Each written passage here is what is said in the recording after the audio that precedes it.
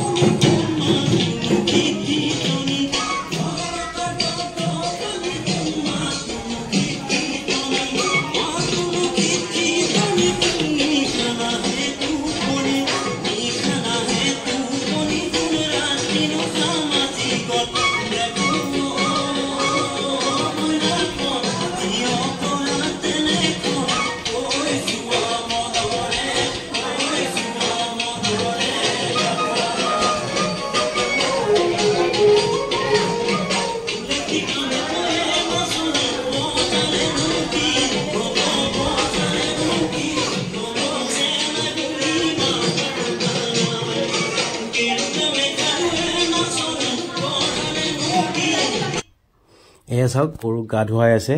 আমাৰ ওচৰতে আমাৰ খুব আগৰ পৰা আমাৰ লগত ভাল সম্পৰ্ক থকা মানুহ এঘৰ মিলন বৰা, তেখেতৰ ঘৰত আমি মোৰ ল'ৰা ছোৱালীকেইটালৈ প্ৰতি বছৰে যাওঁ। এয়া উৎপল, এয়া উৎপলৰ মা, এয়া আমাৰ মিলন খুৰা। গৰুক গা ধোৱাৰ দৃশ্যাৱলী। লাও খুৱাব, বেঙেনা খুৱাব। আপোনালোকে নিশ্চয় জানে গৰুক এই লাও বেঙেনা কিয় খোৱা হয়। যিহেতু বাৰিষা অহাৰ লগে লগে গৰুবোৰৰ বহুত বেমাৰ আহে, গতিকে এইবোৰ হৈছে আপোনাৰ আগৰ পৰা চলি অহা পৰম্পৰা। গৰুক লাও বেঙেনা খোৱালে যিবিলাক নেকি আপোনাৰ কিছুমান অসুখ থাকে গৰুবিলাকৰ, সেইবিলাক নোহোৱা হয় বুলি লোকবিশ্বাস আছে। বা যিটো মাহ হালধি আছে, এই মাহ হালধিৰে গৰুক গা ধোৱা হয়। লগতে মানুহেও সেইবোৰেৰে গা ধুব লাগে।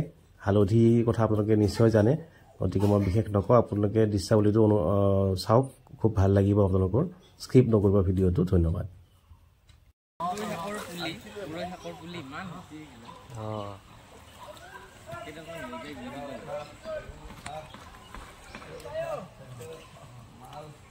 কেনেকুৱা লাগিছে গুণগুণ?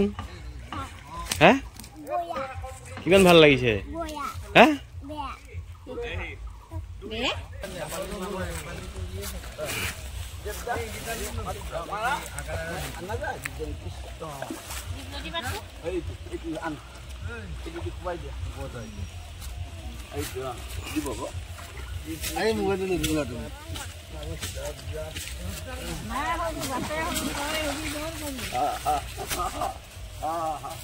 বোলে চাও